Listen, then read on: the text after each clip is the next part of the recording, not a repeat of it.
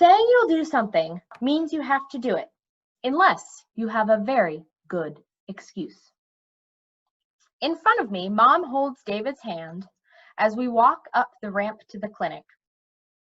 It's warm enough for the park today, I say, glancing across the parking lot to the strip of sun-sparkled ocean gleaming between the Coastal Marine Supply and Otis's Hardware. After I give Jason his words, can we go? If David is doing well, Mom says. I watch the back of David's head and repeat in my head, do well today, do well today. Inside, I sit in the waiting room couch, watching out the window. As soon as I see Jason's mother's van drive into the parking lot, I unload my backpack. Word cards, sketchbook, colored pencils, CD player, and headphones. If you hadn't insisted on changing your shirt, we wouldn't be late, Mrs. Morehouse says, pushing Jason's wheelchair into the waiting room. And I had to stop for gas. Hi, Jason. I hold the cards secret between my palms, waiting while his mother moves his wheelchair up beside me. She walks over to her regular chair near Mrs. Frost, settling in with a magazine. I whisper to Jason, I picked some words about me and a few words I thought you should have. But when I open my hands, awesome seems too flashy and bold for his book, and I feel silly for bringing it. Jason looks at me, ready. I wince, sliding the card into an empty pocket in his communication book. I drew fireworks, but my first choice for awesome would have been this. I offer my CD player to him. Jason doesn't take it. He sits there, his Adam's apple rolling as he swallows. He points. Help on. I flash a look at his mother. It isn't fair, she says to Mrs. Frost. 40 minutes or so. Maybe I can do this myself? I pull the headphones wide, hoping to drop them over Jason's ears, but as my hands come close, his hair tickles the underside of my wrist surrounding my fingers. I hold my breath to keep from yanking my hands away as I position the headphones. Placing the CD player on his communication book, I press play. Jason startles. Sorry. I roll the volume down. Music. Loud. More. Everything all right, Catherine? Mrs. Morehouse asks. I think so. I roll up the volume until faint, stringy guitar music slips past the headphones into the waiting room. Jason's jaw tightens. Points. Like. Guitar. Me too. I don't know if he can hear me with the headphones, so I find me and 2 and his book, and I tap it. Jason's head sways slightly to the music. Waiting for the song to finish, I run my thumb along the edge of my word cards. Mom talks to Carol, the receptionist, and explains something on the phone. And Jason's mother and Mrs. Frost discuss good restaurants that accommodate wheelchairs. Outside, a family wearing bright sweatshirts walks by the window, the father stopping to take a picture. Tourists. I check my watch. If I hurry, Mom and I'll still have time to go to the park. I feel a nudge on my arm. Oh, I hadn't noticed the song was over. Sliding my index finger under the top of the headphones, I pulled gently. See that tourist family outside the window?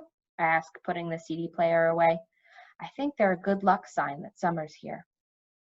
I hunt through my stack of cards for the word I want good luck for the most. The last card I made, the one with the drawing of a girl's hand raised in a high wave. Friend. I have a new neighbor who's my age. I say, I haven't met her yet, but I'm hoping she's nice. He smiles and points. Catherine. Friend. I do have friends. My best friend is Melissa, but no one that lives near me. My neighborhood is mostly old people and families with little kids. Well, except the boy who lives on the corner. He's my age, but he stinks a big one. I put the card in as far from my name as possible. You'll have to be careful with this one. The last time I yelled this, I had to sit in the front seat of a bus. He points. No, I mean Catherine, my friend. My lips feel dry. I lick them, though Mom's always telling me not to. Sure, I say, even if I think of us more as clinic friends than always friends. Seeing Jason's finger on the word, I wonder why he didn't already have it. And this is a guinea pig. I wait for his hand to move. I have 2 of these at home. Their names are Cinnamon and Nutmeg. I'll put guinea pig right next to sandwich, because eating is what they like best. I slide the card into the pocket. And I thought you might want gross. This lady I drew is eating cereal. But you see this white thing on the spoon? It's a maggot. Jason curls his lip. It's even worse because it's half a maggot, I add, putting the card in his book. And this word I picked from my brother David. My other cards have a word printed small at the top, but this has tall block letters of rule filling the card. David loves rules, so I use those to teach him. He points. What rule? I usually don't share my rule collection with anyone but David, but Jason's different. I say, David doesn't learn from watching other people, so I have to teach him everything. I open my sketchbook to my rules for David, figuring it's easier to show than to explain. Here they are. Take your shoes off at the doctor, but at the dentist, leave them on. If you want to get out of answering something, pretend you didn't hear. If someone is holding something you want, ask if you can have a turn.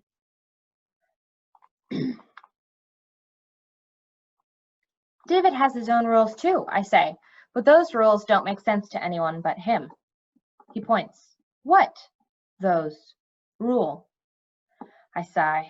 David's got lots. One is the cellar door always has to be shut. Even if I'm only going downstairs to grab something, he'll race over and shut the door. Once he even locked it, and I got stuck down there with a whole bunch of spiders until Mom heard me yelling. And the worst part is it's not just our house. David will hunt through other people's houses too. I can't help seeing in my mind David running down Melissa's hallway and Melissa's mother saying kindly, "Don't worry, Catherine, it's fine. David, that's the closet. That's the bathroom." Jason nods and points. Brother. Me too. Matt. Is he younger than you? I ask. Points. No. 5 years older. Oh, you're lucky then. You never have to babysit. As soon as the words leave my mouth, I want to swallow them back. Of course he couldn't babysit. Think of a rule. When you say something stupid, gloss over it with super fast talking, and maybe no one will notice. The next word is drawing. I picked it because it's one of my favorite things to do. Looking for a good empty pocket, it hits me. He can't draw. But Jason has already seen the word, so there's nothing to do but slide it in the pocket beneath my name. Points. What? Guinea pig. Eat. Huh? What? Guinea pig. Jason waits for me to say each word before he taps the next. Eat. What do guinea pigs eat? Points. Yes. Oh, mostly they eat pellets from the pet store, but they'll eat almost anything. Once I left a library book too close to their cage and they ate off half of the cover. That was hard to explain to the librarian, let me tell you. Jason laughs, a sharp bark like a Canadian goose. His mother looks up from her magazine, and I scan the room and see everyone is watching us. But I think carrots are their favorite. I lean away from Jason. They can hear me snap a carrot all the way from the kitchen. Jason closes his lips tight and points. Thank you. Catherine. New and words. No problem. I stare at the rows of plain black and white cards and wish all his cards were colorful. Would you like me to make more? Points. Awesome. Tell Mom. Excuse me, Miss Morehouse? Jason wants me to make him more words. She walks over and I watch her eyebrows go up as her gaze sweeps Jason's book. How many cards would you like? She asks. I don't know where my voice comes from, but it says all of them. She looks surprised, but hands me the whole stack. When she's settled back to her magazine, I slide the blank cards into my shorts pocket. I'm sorry I drew you that day, I whisper to Jason. Points. Don't. Like. Picture. Me. I didn't mean any. Hi, Jason! For the first time, I'm sorry to see his speech therapist stride into the waiting room. How's his day been going? She asks his mother. Wonderful, Miss Morehouse says. In fact, he was so anxious to come to speech today, he even changed his shirt for you. How nice, the therapist says. We do have fun! Her two fingers tapping her nose, then swinging down to her other hand. Don't we? She has a cheesy grin. Jason sneaks his hand over his cards. Speech, woman, stinks a big one. I nod and tap very much. As his therapist pushes his wheelchair toward the corridor, Jason glances back to me. See you Thursday, I say. His therapist's voice grows softer the farther she goes, and I turn to my rule collection and add, some people think they know who you are, when they really don't. If you can choose only one, pick carefully.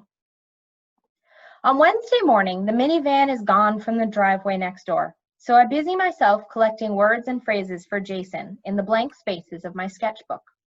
Words from commercials, conversations, and books run between my doodles and across the backs of my drawings. The driveway remains empty until after dark. An hour before OT on Thursday, I lay my sketchbook open on my desk and flip the pages, hunting for the right words and phrases to put on Jason's cards. Why not? He already has why, but why not is pushier. Like a Y with a fist on the hip. Out my window, I see the minivan still parked next door. Why not? Because Mom's calling clients and Dad's at work, so David's my responsibility. That's why. Just for an hour, Mom said, until we have to leave for OT. I've put on Thomas the Tank Engine, so he shouldn't be any trouble. I pull forward 2 blank cards and scrawl, yeah, right, and whatever. I know she needs me to babysit sometimes, but I hate it when she tells me he shouldn't be any trouble. Trouble comes quick with David, and should doesn't have anything to do with it. He should remember to flush the toilet, too. Doesn't mean it happens. When Mom had gone, I took my long mirror off my door and propped it at an angle against one corner of the living room, so I can work at my desk and still see David reflected in the mirror. Every few words I make, I glanced out my bedroom door to the mirror. David stands at the TV, the remote in his hand. He loves rewinding the trains backward up the tracks and speeding them ahead until they're almost crashing, over and over. I turn another sketchbook page and choose among the words written along the edge. Sure, you bet, excellent, perfect, frustrating, pretty, and dazzling. To jazz it up, I stretch the words Jason has in bigger directions, and also add joke, so he can be sarcastic if he wants. I peek toward the mirror. The TV train streams ahead, billowing smoke toward the shed. Watch out, David repeats in a perfect imitation of the narrator's voice. But at the last second possible before the smash, David hits pause. Jumping in front of the frozen TV picture, he waves the remote in circles like it's a magic wand. I write, watch out! On the next page is my half-finished portrait of Jason. I pick up a pencil and add the details I couldn't add in the waiting room.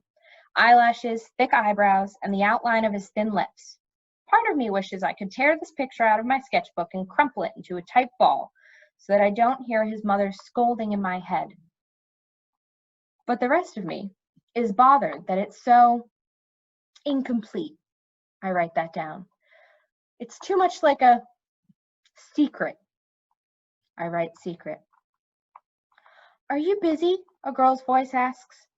I drop my pencil and flash a look from my unmade bed to folded clothes piled on my bureau. to Cinnamon and Nutmeg, who crane their necks to week at Mom and the girl from next door standing in my doorway. I saw Christy coming up the walk, Mom says, smiling. Catherine, I have one more call to make. Could you keep an eye on David for a few more minutes? Then I'll take over. I promise. Before I can get out a no, I see Mom's legs in the mirror hurrying back to her office. David pushes rewind and Thomas speeds backwards again. Come on in, I offer. Christy sits on the edge of my desk, crossing her feet at the ankles. Are you busy? She asks. No. Seeing her up close, I know Christy will be popular. Not only for her straight brown hair parted off center, shining brown to her elbows, or because she looks just right, even wearing frayed jean shorts and a t-shirt. Christy radiates cool. And I know as sure as I know David will stop that speeding train at the last second. Part of me feels sorry because she doesn't look like a flashlight and Morse code kind of kid, but the other part of me is excited. I'm glad Mrs. Bowman sold you her house, I said. Well, I guess technically the realtor sold it, but I'm glad your family bought it because I've always thought it would be great if a kid lived next door. Mrs. Bowman was nice, but she was really, really old. I clamped my teeth together to keep anything else dumb from escaping my mouth. Christy drags a strand of hair between her fingers. I'm glad too. I was scared I'd have to start school next year without knowing anyone. My lips spread to a smile, imagining Melissa's surprise as I introduce Christy to her group. This is my friend Christy. I'll say, we hung out together all summer. I glance at the doorway to the living room. Where's David? Ryan said there's a bus stop at the end of the street. I lick my bottom lip to keep from grimacing. At the corner. That's great. Christy continues to twist her strand of hair. I used to walk 3 blocks to catch the bus, even when it was freezing or raining. Mom would say, take the umbrella, as though anyone carries an umbrella. David insists on bringing his bright red umbrella to school, even when it's only cloudy. My mom's like that too, I say. I think to myself of a rule. Leaving out isn't the same as lying. She always says, well, at least wear your hood, I continue, like I'd want hood hair. Christy smiles, letting the twisted strand fall back to her arm. Ryan says he lets kids wait in his house when it's raining, since they can see the bus from there. But only if you're invited. I peek out the doorway into the empty living room. Part of me would like to tell Christy the truth, but I don't want our conversation to become about David. At the bus stop, I always tell him, you have to have your umbrella. And I grab the back of his jacket to keep him from following Ryan's friends up the steps. Going inside is for kids without umbrellas. I'd be honest, but David doesn't understand invited and not invited. He thinks everything's for everyone. Ryan's nice, Christy says. Don't you think so? I think. Nice as a cockroach. Want some sherbet? I say instead. When you want to get out of answering something, distract the questioner with another question. What kind? Christy asks. Raspberry. David rushes through my doorway, his eyes wide with panic. The audio cassette is in his hand. Fix it? The tape is pulled out of the cassette, hanging in a long, delicate loop. At first, I'm relieved that that's all that's wrong until my guinea pigs start to squeal. With the cassette over one ear, his hand shielding the other, David yells, Quiet, pigs!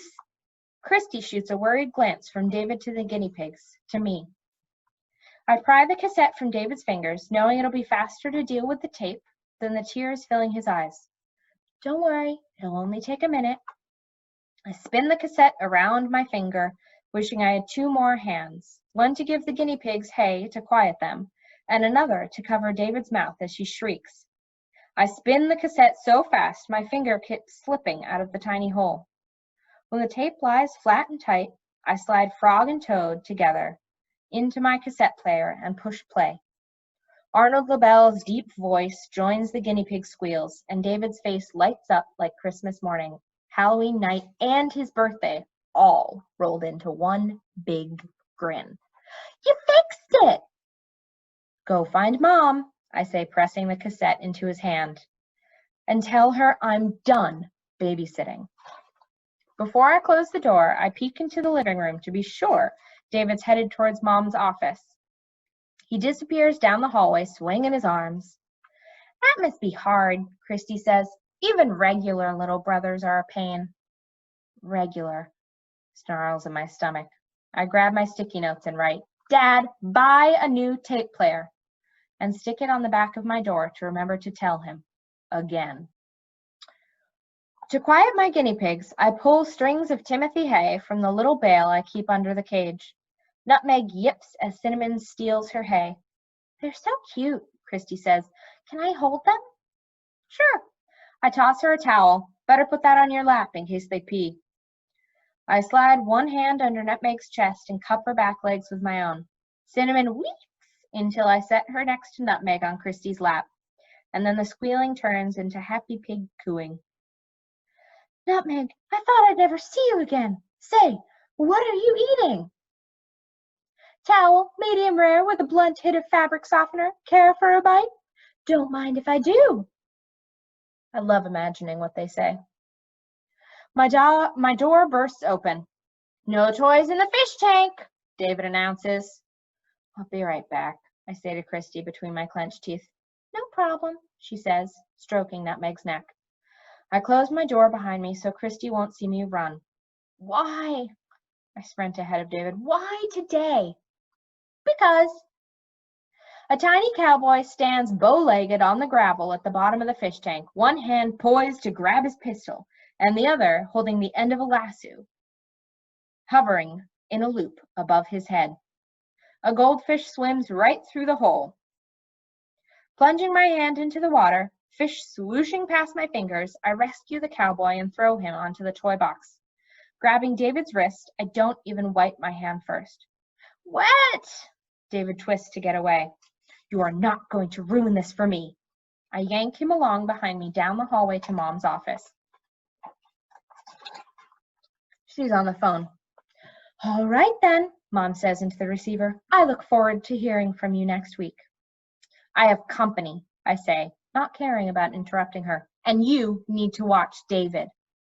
Mom holds up one finger for me to wait, but I push David ahead of me into the room. Her eyebrows come down. She grabs a puzzle off her bookshelf and dumps the pieces on the floor. Yes, that'll be fine, she says into the phone. David sits down beside the hill of pieces. He can't stand to see puzzles undone, but he insists on doing the pieces in lines, like he's reading the puzzle. He doesn't look for all the red barn pieces or the daisies or the field of glimmers of sunlit water. Left to right, top to bottom. That's his puzzle rule. And if you add a piece out of David's order, he'll take it back out, even if it fits. I slam Mom's office door on my way out. When I come back to my room, breathless from running down the hallway, I notice Nutmeg and Cinnamon are in their cage again. Everything okay? Christy asks. I hope you don't mind that I looked at this. She's holding my sketchbook, open to the half-finished portrait of Jason. Is he your boyfriend? No, it's just a boy I started drawing. Christy tilts her head in a, oh, really? Look. If you want someone to think something's not important, use just a lot. He's just a boy I know from, well, I don't really know him, not well. I just see him at, I check my watch. It's almost time to leave for OT.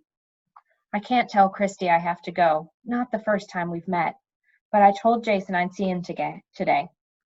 Christy tosses my sketchbook onto my desk. My hands itch to flip the page, but that'll bring attention to it.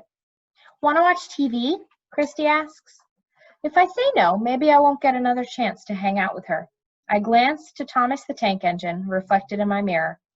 His eyes closed, braced for a crush that'll never happen. From somewhere, David shrieks. We could watch it at my house, Christy says. That stings, even if I agree. Sure, I say. I'll tell my mom. All the way up Christy's walkway, I want to skip or run or twirl with my arms out like a 6-year-old. It feels deliciously easy to be visiting a friend's house without having to say first, sorry, David, this is for me. You can't come. Hearing Mom's car back out of the driveway, I turn to wave. She waves, but David sits alone in the back seat, hunched down, his hands over his ears.